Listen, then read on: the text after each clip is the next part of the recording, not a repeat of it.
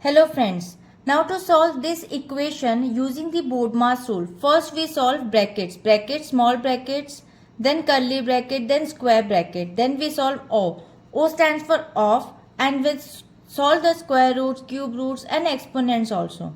D stands for division, M stands for multiplication, A stands for addition, S stands for subtraction. Now we break it down this expression according to the BODMAS sequence by step solution.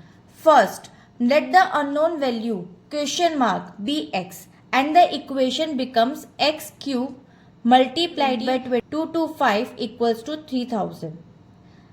Now, first we solve the exponents, orders. Solve the powers first according to the BODMAS. Exponents, powers. Solve the powers first according to the BODMAS. 5 square equals to 5 into 5 equals to 25. Now the equation becomes x cube multiplied by 25 divided by 225 equals to 3000.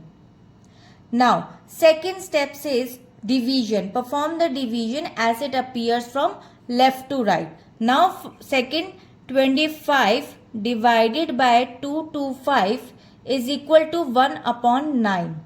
So, equation becomes x cube multiplied by 1 upon 9 equals to 3000.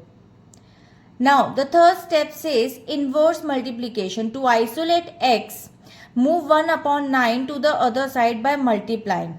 Now, x cube equals to 3000 multiplied by 9 and it becomes expression x cube equals to 27,000.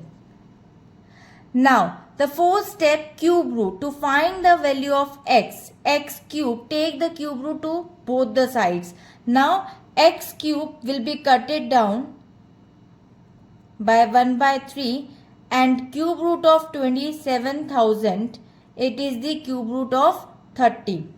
So, 30 is the final answer. This expression following the BODMAS steps exactly as lead to the answer is 30. And I hope it is clear. We'll meet in the next video. Bye-bye.